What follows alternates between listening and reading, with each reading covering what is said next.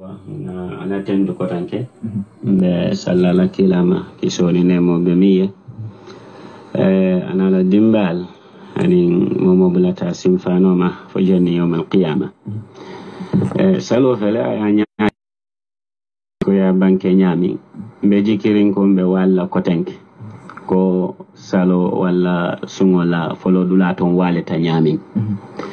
yo ngami salo min dila dorong mbewo misal kilingole dila yo ni ko Gambia muslimol yo kafufula e marela dol bafula alta bulu bala dol bafula alta marala yo bajala ko sikati je ko nyin kafufulol be fo mol se soto munu be bulale noma yo bana ketanun kafo kilinti be jikirin ko insha Allah kambe mo be kala Gambian kol be salla nyola insha Allah yo moto kilingo bar kilingo driver fula do ba sabalaten so e bajala ko noise te bayla o moto kono wurol te bayla o moto kono dawgo fanante bayla o moto kono so Gambia la alhalo be nyamin ba misalla wo nyama kafufula dol ba fula taten fo wali o soto doron yo nka misalo ko sinko in pass wato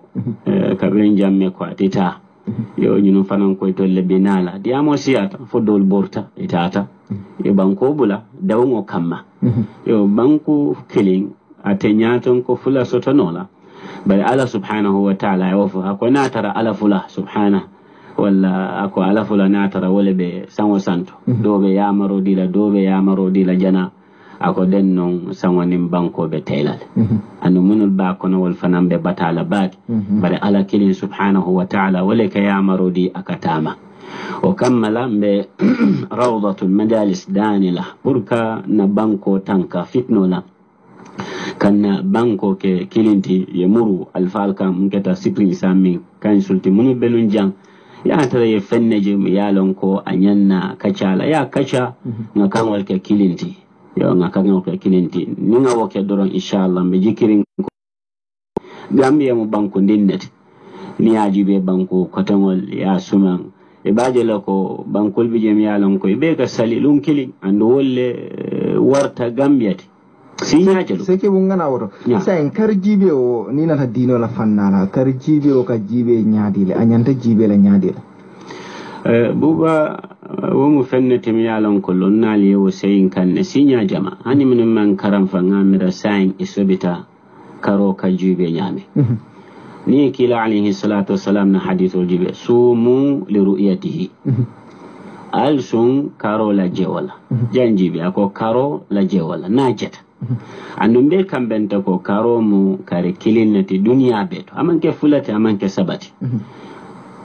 yo nyin kuma kango lonnal iman kamben ala moyoto do doli yaje ko woto ni banko kilin yaje kabo muslimol la banko to wajibiyata kibarul futatan minul ma waliyesun wala jero because kila ko alayhi salatu wassalam alsun karola jewola aliye min fanan karola jewola oto ni banko kilin yaje ko ngam misalu min dilanum programme do to Pakistan misal fe waliyaje Gambian ko liya moy wala Saudi ya moy lonna dolla kuma kan wata wajibiyata minuliye kuma kan o moy ibe yesali wala jelo na tara sun wala me sun ila jerola yo bare dol na taje ko hani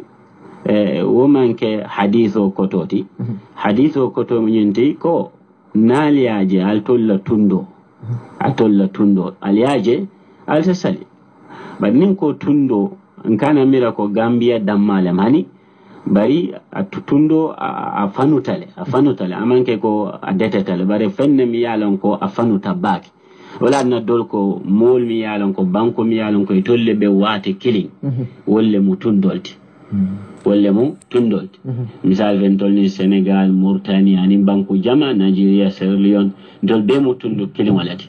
yo ibaje la ko ni kili yaje doron lol da kuma kan wata awajibi yata minuli kibaro mai yesali na tara salolem yesum na tara sumolem yo dol yaje ko nyinne mu kuma kan wata ne alan ko haditho ko to menti bari kamin fo wati banko na la nyaton kolem misal fe Gambia jamman sekundale be yamaro dika ala yole ke nyato yo ndol manyanna mansa kunda wali nyana mi yalan ko asangarta baki because ke wali aka ke fitno lati aka mul fara fulalati yo se ni mansa kunda be siri ay kafo min sute ko wolle mo kafote munu be marala na dino la ndol fana nyanna wolle sute la isaje nga yamaro muta wolbulu nga kuwo be seindi wolbulu sila ni wol sita bunto ikachata yaje ko mbaton ninye funti Gambia dingol kan ngatandile ko betamale nyinne kan woto nyimmu fannati mi yalan ko Gambia dingol bele nyanna motale fe pour mon banko se ke kan kilintin kana wale waladna wato waten ka rawdatul majalis dani ala kamma yimuru sikri islamic gototo mumbe nun jang kabirin kunun fobi isaje nga singa kacha nene nga fo yanko ni ala minul tambindi wol amanke ko ibuka mistake mistake go hada madingo bele ka mistake sikatije kila alayhi salatu wassalam neof kullu bani adam khata ibeleka doy yo misal في والبيت روضة المجالس ياجيكو ينون لا تومبونديرو ولا يمين دي مولا ndol ngaje ko mistagolem nyanna munekala ko Abdullah ibn Mas'ud anin Uthman ibn Affan ya kenyami o keta nyami Uthman bi khalifa yala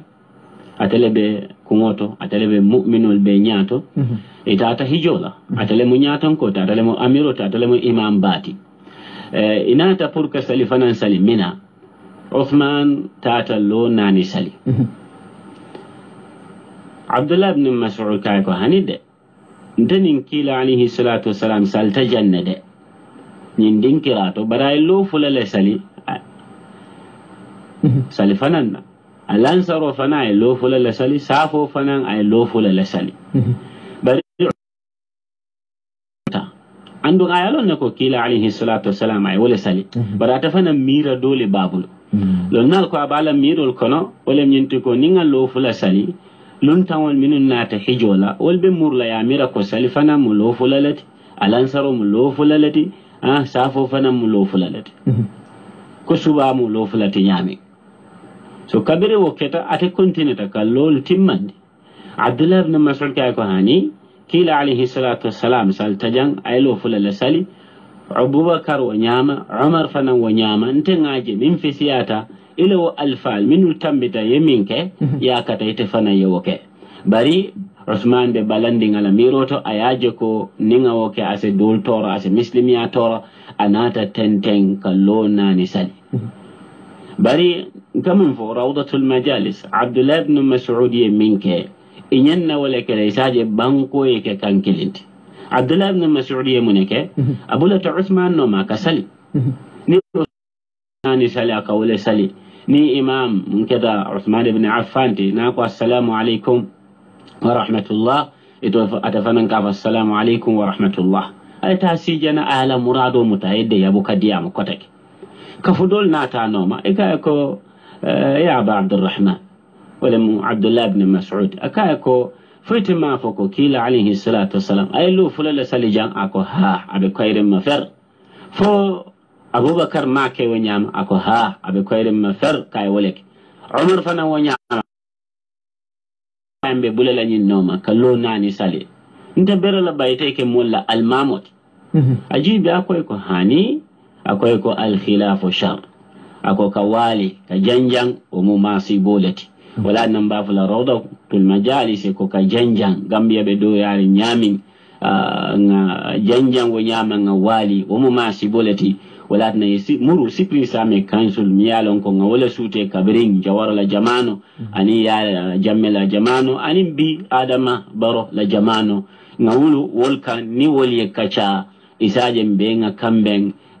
ko kilinto nga funti nga Gambian ko yamari wala Gambian ko yebule nomo ninga nyinke doron ngaje ko inshallah be kele ganye balati ba niwo manke doron aseke kudoti alama ala en tankala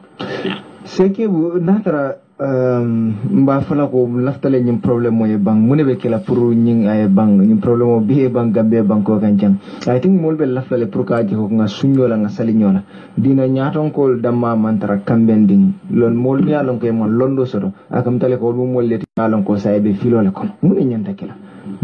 kala pour ka ko mbe nga su nga salinyola folo mbe londo le tambindira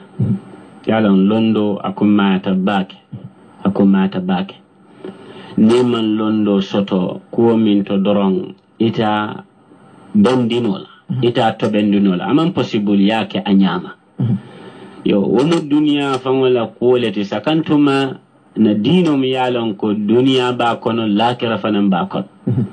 yo wala na lonnal ko aketa yamar foloti e min di kila la sallallahu alaihi wasallam ikaya ko iqra karam ima fa wuliye sali ima fa wuliye sun ima fa wuliye ta jihadola yamar folo ye min diala wala mo karanti wala nambe gambiyan kol dani la mo kanila dino bula mo bulu ake ton adiyata nyami ake saba adiyata nyami akata yela dino kara iketa memmintinak ila dino kara honorable fay may fati kala diamu dol maka ayo dol kot mbela ferin wala mol yake moti mi yalan ko ye place marabale la dino atele mun number 1 anyamo dol bije mi yalan ko ninge moy ayol kodi hadithul natin ka sewolen kaje ko yo nyum moleti mi yalan ko e manyina ila dino le mela dino fay bari baje ko gambian kol jama alama ala ya tunye ila dino tonya abe koma bake ima tambinde ima karam yo anon dino dum atatamano la londo koma kila moy wala ala subhanahu wa ta'ala jibi amin fo kila sallallahu alayhi wa sallam aka qul hadhihi sabili ad'u ila Allah ala basira afoy ko nyinna mun nesilote nga kiliro ke kata ala kan kala londi koyo kan wala mo basira al ilm yo to nyin dino titano londo kom yo kadol moy ka fa ustaz wala le mol jakal dol ba fulaten tol malombe kele nyamen hani al dino kara al kiskisiro ke al balon na ustaz jumale be tonya la ustaz jumale man tara tonya kafu jumale be keso kan kafu jumale man tara keso kan kane la dino bula mol bule ke ton adiyate nyamin ike yele mande adiyate nyamin akamun to ko fufule kayitol mi yalan ko mbusol mi yalan ko afeyata ni fonyo nata doron aya samba bari muslimo man nyanna kala nyam muslimo nyanna kala beru konkolete fonyo warta nyaawo nyaate jijal wala na diamo siyata nyaawo nyaate jijala because gunatinna ete yalong yesingo lo dabi yo wodon wote kenno la foyke moti mi yalan ko yello ndo tambende wala na ngaje ko fem folo mum be ni waliyo banna mum ben kala kan kilinti na kata nganna dino karam na kata nanna dino karam kila alayhi salatu wasalam ke dona ta ka fa Khalad ibn Rafi' ana ta salta nyala kila alayhi salatu wasalam na jamot ana ta kila konton sallallahu alayhi wasallam kila kay ko ngejole bare be min kala muru yesali iteman sali kewo murta salta la wasali kilingo ana ta kila konton sallallahu alayhi wasallam kila alayhi salatu wasalam kay ko alayka assalam wa rahmatullahi wa barakatuh irji' fasalli fa innaka lam tusalli aka muru yesali iteman sali ay kewo murundi sinya sabata koten lon naman kenyenti bukaren karant so waya tandi ko muslimo nyanna katala yela dino karam nindiamo be mumbe kerin wala mo dino le man karam ninga kuwotu lonnal bulu mi yalon ko e karanta wallahi billahi ngan kali koy be nyomoylal waliyo tekela baniyaje waliyo be siyaring abe warading dolle man londo soto inata dun ko kono san fente taralaje mumbe kala fenti mi yalon ko a nizam ta organized abe kala fenti mi yalon ko a chokopta ko bi nka moy nyame so kula bango wala mo ngamin foten wala mo ngatu lonnal bulu wol sesi e kacha yo ina rapre to karam do supreme islam kanzul mi yalo masakunda yo la sude nyin temena a fo ye ferol kele wala ye katakul kele pour min sad na rawdatul majalis ini se sika kacha so to pour min sad na c'est un problème woni solve no tonya momenti man la fika diango sibri same kanzul nengola bawon te man taraje te mo talibe dennati ka boyla talibol kono yo man la fi ka diamu ye simfal minta ani simfal fana miyalon ko imata ngamira itolle se wo jabino fo ye simfal tale fo iman simfal ta bari najiko mo minti wala mu ye simfal tale o jiko benna bake fongo de bake thank you very much. Of course all seki bu chamti honorable my party still now at studio kono honorable bedu ni la wolde ne keta president wala yamar latile do imantra yamar kan dino la kola num ay wo yamar lat sorale fo nyum kuleti me alon ko freta don state house nyin dina problem wol nyo sabo min bekeri na tara ya kalamuta ito nyala nene keta president la yamar lati bari ndela do ko kono la ñing ko ne dama futan la taguloto c'est ñing foko ndeni president man ñing ko kacha ning ananama kacha na wato la fam botaje bani nga kala mo dum abe kerinde ka to munatinna president way mo la soto meme marlin dino wala karola wala mo honorable dembo bojanti wala ka ya mari wala fanambe aning dina mol tema wada ngakala mota ko kule mo yalon afutata jele dino la poku même soko même warata ko mi nyongo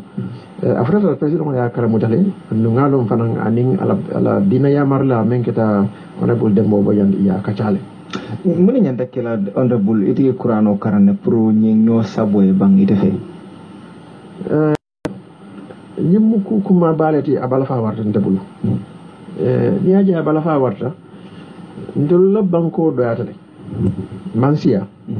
bari ñimmu muslime banko leti ni aka ngol muslime banko ti mi ya lonko amam ke muslimo woti adango doyata baake population wala karola woto ñun dol be ko denda dina kilimu ñina la waliyo be banko kan dina kuntiol tema o bala fa balati andon ni tora ku ba fanan katu dina kuntiolu banko kan ila plaso sembo warta baki dol nga wolle muta wolle nyanta kelen dol nyalti kam bondi di bokono kan na limaniya sembentu yandi kay yamari na dino la tamandi nyalo ni wo nyaton kol mandara bending dino la karola abe banko talala abe janjango fana natila dino kono wala mo asatara itol ma wulindi men kamma sitaniyatin asifrano woto ila kambe mbali ya kamma alay ya mari menna subhanahu wa ta'ala anin nakila sallallahu alaihi wasallam ya mari menna kudol beji asinadun dino kono la ayatara amanke karaflo be la ngani wala mu janjango sina adun dino kono ala subhanahu wa ta'ala bamandi baata wala tafarraqu kana janjam nake kilinti ndengalo ndiko nyinko ngaji ko soto baake ka foko abe durinde bari kambe mosken wala an insha Allah abe kala fana ngawji ko soto baake ka tum wona tinna man tara nyo sabakan kalimatu shahada la beden tawala ni karafulo beden tawala man tara nyo sabakan alquran wala be karafulo be dakina ko alquran kilin ne sorta man tara nyo sabakan jumala bunna annabi modi beytan kinara ko Muhammad sallallahu alaihi wasallam wala mun dol bela annabe moti atala mun nakilati mandara nyo sabakan sunkaro la fo nyanta kasu manyan nasu mbeden na qibla kilinela mbeka nyatlin kabatul kabala wodo ko min yalon ko akumata baki dino la karola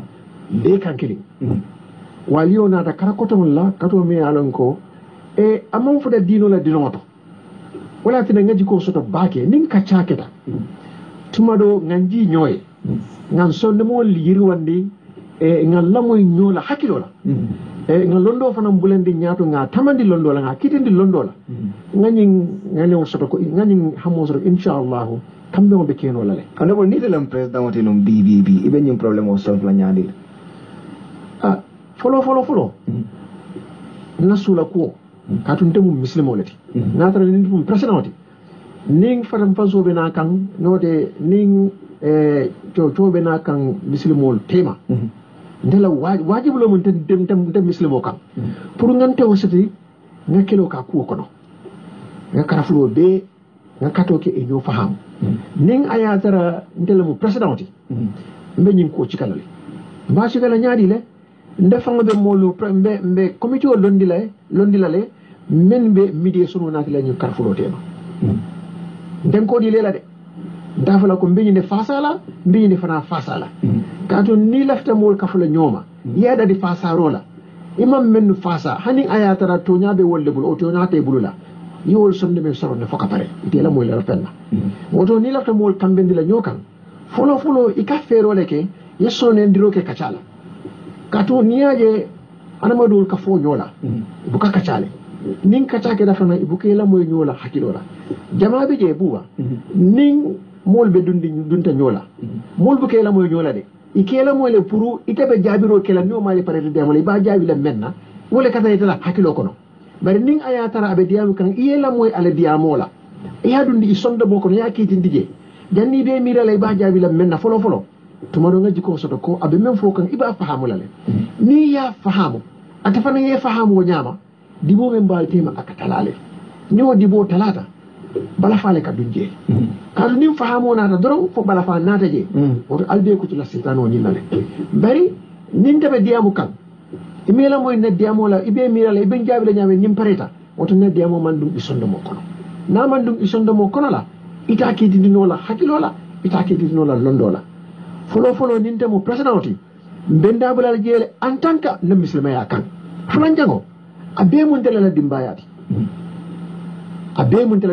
Supreme Islamic Council lambang men fanan ko Supreme Islamic kuto lambang rawdan majalis abe mo president la dimbayalati bi ba atele ba ko ustaz ya fo nyaale fo nga fula man sakunda noma ati Allah wa ati rasul ko uli amru minkum namina wala man sakunda ustaz ni man fi namina be o nyaamale wota man sakunda fa nay hakore soto kan yi ko ta man doto president mo nyanta wuli ale akana tu ala dina yamarra killing dam mabulu wetara tamal ani nyul tema afama yesi ay siron ay tabulo kunto ay sije ay karfulo be killing ay kachandi ay sonero ke kachala karola ifulo tema akana fonyo fanyang ay wakili bake abla ko noma tumado ala hormoni bunya kan do bije atasonnata ala dankurola atala hormoni bunya kan oside danku do bije kacabe abulu nya kotema president wala hormoni bunya kan asba abulo nyama o mu place le ala le odiyata fanana o place anyanta wala tala ay dino fasa anin fatan faso membe dina kunti o tema alo place bunya place o ta ayo bunya nati ayadu dino la kaca kono la tumodo ni wakata duwa keta mako resi kono ni setan boy dinole bare nimma sakunda ko mbesilari ninga nyulu nati dol be bafala be ni fasta ka dol ba mele kaca lo nyale ko ngam fo ye haju haje ni dunia kono la asulo lo nyale baye ni man lo ko ay abe boy ndilale woto be president o danila atemu mu banko bela alfati anata na ke muslimoti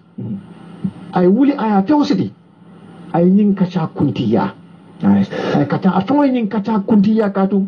wonene manke folo jikita ko ni wakata tumado alal ma ko roka insha Allah fahamo ko ninte mo presidenti nyin ko sim fansi ko bakon thank you very much walam honorable my fatite min tura wato da kam tale ko man siya baake me kolal talale ate siala baake albe la flanyin karol min kela honorable bi janne still now attending sekibu fanam bi janne rawla dun nitol rawta nitol interview so rale wala moy course nga plenum force audio tam ya lan ko nga plenum plan of 7480480 7480480 2035-488 2035-488 2035-488 wolem line on timi alon ko mbeta well mo kana me line to farang mo kana me line to ni la nyirin karo kera wala contribution o ke please modul ala yedum programme o nyento yes hello naam jërëjëf waaw jaaju welcome okay ay kata diata barka waake okay me bulatan honorable my father mama okay ene na ko fegil na solo drom pour honorable my father pour politicians in general okay okay comme muneta ken ni be government kono they keep defending. These are different outside. They criticize. I enjoy because he was one time in government. Okay, thank you very much. Jajo Abe Jabilale. Honorable Obi just down. Abe Jabilale. Inshallah. Hello. Hello. Nam. Enembara. Someone Abe. Apot na seko emba konta na base istati wo. Ha be may kambay. Mi konta da my party fana na comment la mo bon. Buba mo tela mo kebula. Nyinem lon na dem yanko na diam tan yamu e ka kontan ne ka buka diamu ama la di ama fakka na be diamu rek ama la la ne fakle kana aya ko dan qur'ano to ka itan dila ko man kala media commode nimbe ama rawlatul majalis la sekolah ñun bari lon na buka fete fete famille ika fo mo le ñami bot ni ala termino la may ka lon komi be hamerim place la so ntebe mun dani lebulo comme kebu ka mun commandimo ya try dialogue so ni Islamic Supreme Council pro banko te tempo because it all mun lonal le ni tol be ko ke kam mu yalan ko abe misconception o dundi la ila subordinate soldo then at the end of the day ita ya expect le comme ni wol wuli be manya do ke la pour yediamo pour wole tempo ba so yetani hakilo la ba ya do man do mala ba ka ba ako sa kebu am suma dal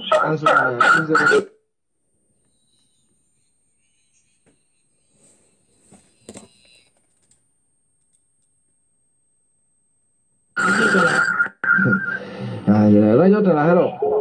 Okay, assalamualaikum. Waalaikumsalam. Abenya. Ni muki ankolte. Tande. Yes, abe may gang. Ala kasi abe kaya bato. Ay ko to nyala mo to phone ni ya ko min da tabla atin. Abar ka ba ke 20354 hello. Hello.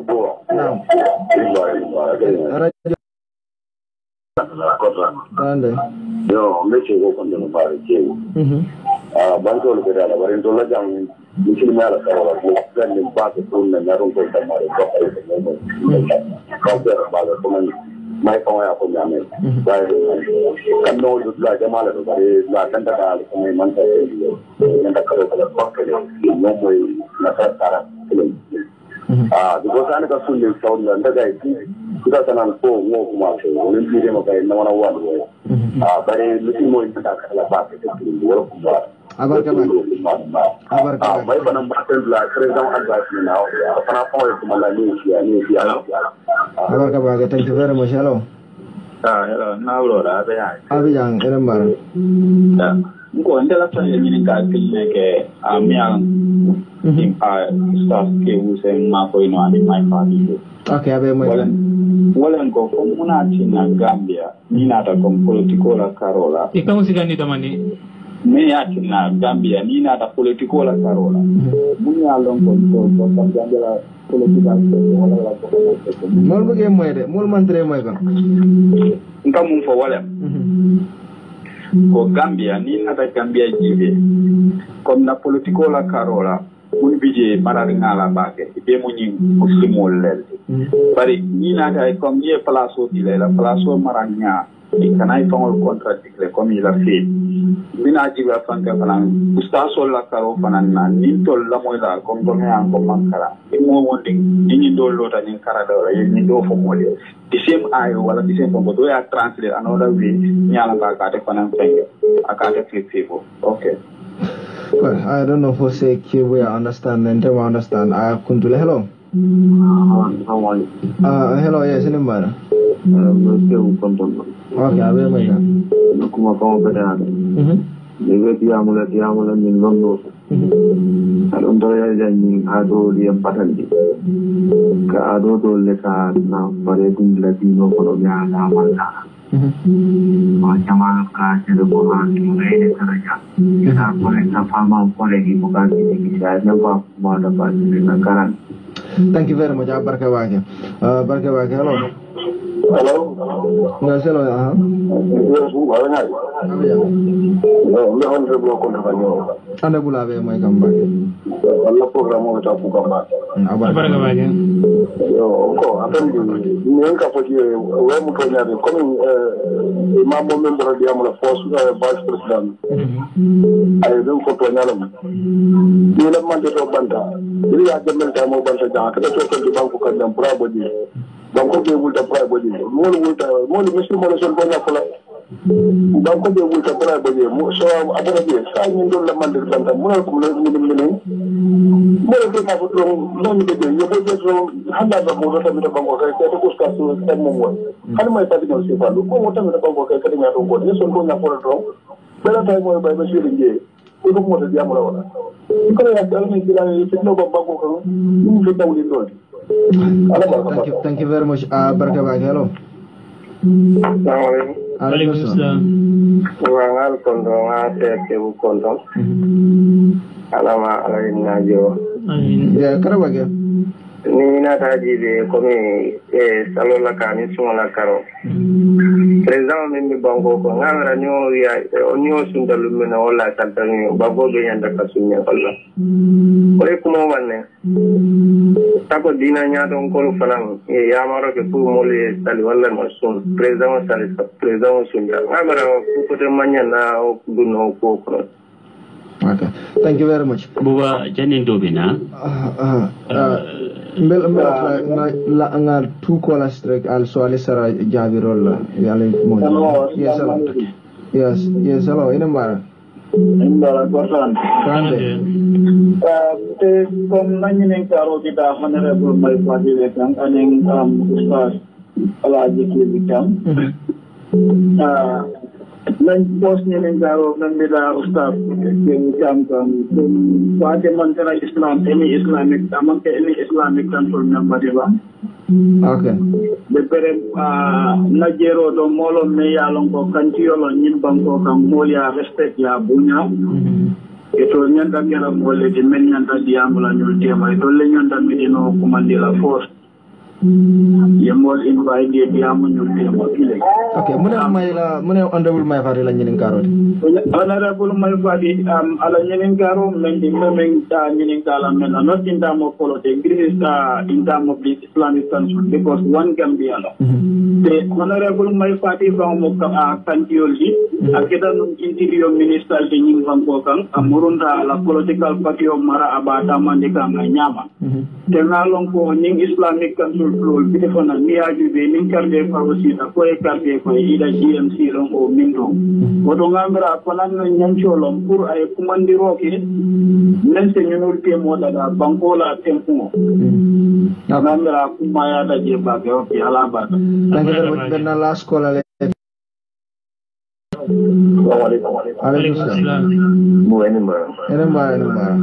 Yeah, just to say Alpha Kota yeah, thank you very much. Honorable my father. My father India, I think is a good advice. Solution Supreme Islam Council was the demanded Gambian India Wandale. So near mandate office team now, people will question who are you and what are you doing in office? Okay. That's been my program and my action. Abina la scola di sekebu elafta karanung ngarwatu home into the German sia so I'll be quick sonol jawila after nasara wo ngamol hake dal mil welay not yo abarka bake follow nga min fo diamo kono molia kata nganna dino karang ngalong ni nata nyaton ko yala dino to mandet la bantije na manke sayati aw mantra dino mo nene mama ko imam wala wato band nyen na bondi la nga imam donati nyi mu tubabu kollete ya dundi na system o kono fo atarta na kol be kono ma fo ko la mandet man bang ko mbe dal tala jami man sa kunna mo boda ja wala tamo banda silan dole nata mul nyene la dino karang ikana tubabu la ko dundi na dino kono jumale nene amay eko kare la wato bantala imam ya wato bantanya na carte fayla wonane manki hanna tara wala be tamaka yo fulan yani sibri sami council man si ngamin kala muta wol padata num fan yela dulalere fo lafta ka congress kili yin coronavirus ko boy eko kafo kana ben dulat wala ko land ba mi wonten den nu nyaaton ko kuto tombonta ameta ya fa woto yela katoke ye simfal kele pour yaje ko ila time bantale mbatunga modo nati bari alala lanyino nyin kurango boita molman benno kotenke ya belondi ando amanke o damale lota ku jamale lota nyim bankoka bari lafta kamin fo nganna dino karangalon ko imami ya wodene buka bang na taranganna dino faham denu nyin cho kala sibri islamic council la karola mamad lamin touré mumbeje be wala tulaje fo jenne ala yakili ma do tombo ngajibe anin carte fayo fa matekela alfalle be silamiyalan ko femme sola na manke dinot femme sola na manke banku dingol la nafat e mo kilin chori ka ko tambi ngaje ko e jarta pour kan na dino mara way na dino mara bari carte fayo tije sagano ka fa ko mandate bantal lafta ka wala jabinu molla kuma la min ka fa ko ila mandate bantale nyanna bolaje o be mu fennet mi yalan ko muslimiya malon wo nyama minul ka fo mbeji kirin ko asikeno jam filtema nanjamo lafta ke min jabe wala mu ka kato ke pour nyin ka fo fulol min ke da rawdatul majalis ani civil islamic council yake kilint alhamdulillah simfal tatal anin doya ta nyaawnya bare nga simfa dol talabe gos nga dol diamundi mi yalon ko ngaaje ko litol fanan diamuta mol sela kuma kango may amma me nga meral yow moy radio to aliajes newspaper to ning honorable Musa Suso député gouverneur mumbe birkama ne wol sital e nga ko jamale kacha ngaje ko mustapleti pour ka tande ko nyin ka fufulol be nyanna sile kacha andung te danna woto doron baaje la ko fonga futa banko nyaton ko maka kacha ndi ko honorable may fayati yaji ya nyami kaje ko ate fana e simfalta pour ka nyin ka fufulol ke sindi ke kachandi ka fenjibe mi yalan ko le mina muslimiyati ka fenjibe mi yalan ko le be banku dingol be nafala wala be banku dingol be kele kilinti be gambian ko dani la doro momo suita isalta e duwata yenyin ka foila duwal kono fu muslimol se ke kay kilinti wala munna kayroti dunya anil akhirah nyinna mo kuma kam fulolti laftaka min jabino abarka baake honorable buga baraka baake bari wato man ci mbettar ya katafa ke nyin kari saba yalon ko wolle na tan tele karo wala ke kilirat men ke men jajuti mato lo bari alew jaju ako mun hatinna nimmolube masakunda kono do ko wala e kam masakunda difen bari ni fintita e kam masakunda oppose wode o manke daji kapeteti katum toñamu kilindati boybe masakunda kono foyde masakunda kono ning ayatara be toñale fasala innego manyanna falinna amanyanna kala fulati woto wo jaabirobe mol lebulu men yalon ko wala mu walla mankutodi ndede semen sede ngamen kala mutam fan wala kuoto ning ala tema subhanahu wa ta'ala wala mo be man sakunda kono tumo menna do ko wala hakoy men nyininka ndela karola ngawo sabatindile do ko wala karola to nyala karola tumo min na fanan murunta man sakunda kono la kake president wala yamar lati ning ala tema nga yamari kolla ndela hakli nyimato astaghfirullah man ndela hakli nta yakono na hakli do yakono la ngan se men fono wa sa yamari no menna andung manke kuma fola folati memma sakunda kono tumo menna nka kumol mem fonum masakunda la karola ning ayatara anatan tela do findita masakunda mfaye nin sila fula nyamoto mbe continue la wala andum nim masakunda e kutamandi mem mutronyati me yalon ko wala mu gambe dingol la nafati nka findile fanan ka ko semben cendi ka fako wala mutronyati nde man jiki man dalilo soto ka fako mu opposition olati ko nim masakunde yake nde nyantale nga jiyo bongo kan ngadi mba fay wokan hani wode o mu nafiki alati nim masakunda e kubetoke inyanta findile le yafako wala mutronyati kadu ni te fana bije ibe wala kala nimma sakunda e kuke même manke toñaade isi findi yafa ko nyinde nte man so nyinna kadi ninte bije nte wokela nde kabiri memma sakunda ko don tamata wala la bare nyinyi nin karombe mo lebulu mene yalla ko nem fulale bela ebe Masakunda kono am ni findita ikabara nyamen Masakunda la diamen te tu Masakunda kadun defangole resign ta mfaye mfindita place o to men bunya warta bake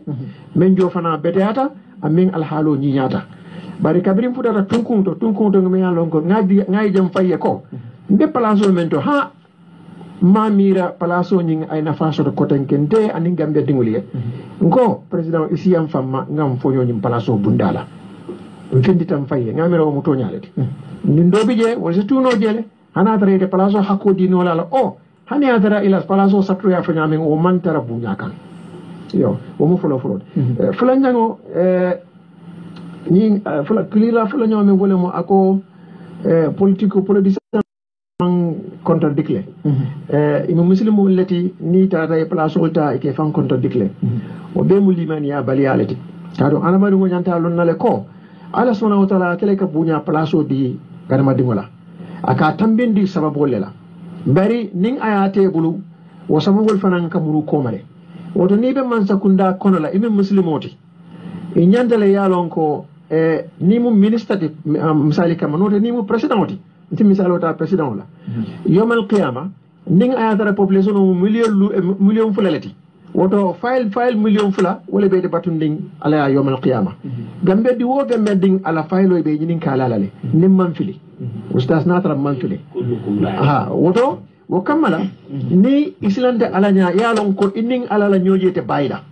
andon ikline meterle la kawro kono ni mu marlati foy mu ministati ibe marli ministre bundala o mu president ibe marli manko bema e nyanta lon ko mo wondi be kotola ala faylo be la yomal qiyama ibe jabi la woto ni mu muslimo islam baake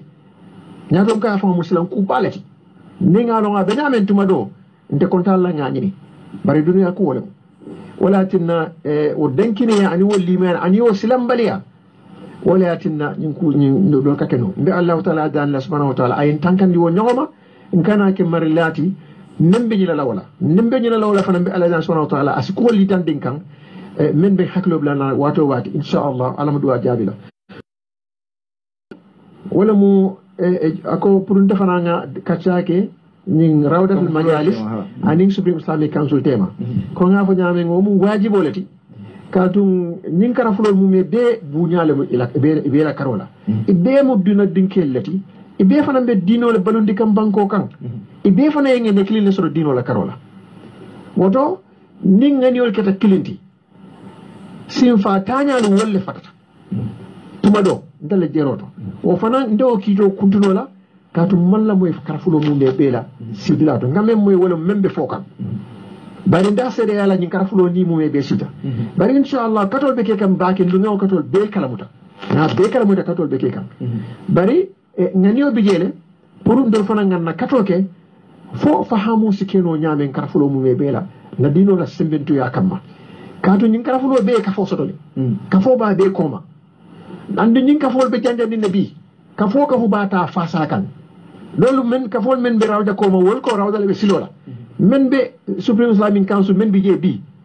iko memo ko tomati wol fana ni la talbol ni mel dankiniata ila dino fasar nyala wol fana be wol noma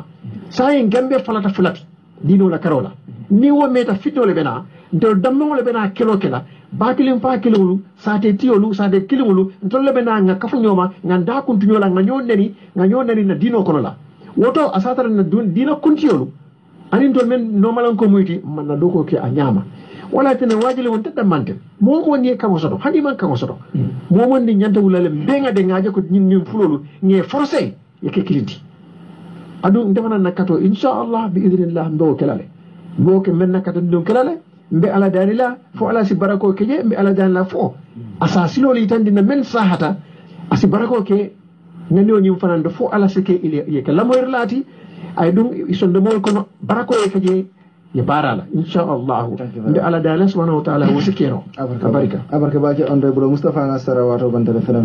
ya kalamoy la mu wete ndu drong ani cheikh kebu ani may ahmed fati ke tendu kabrintu mo mi lata ke danguma programme o nyindo janga wato nyina ka fale drong dimas na la me ka fala la ma jend ka tendale programme o nyina ala barga na mangi salo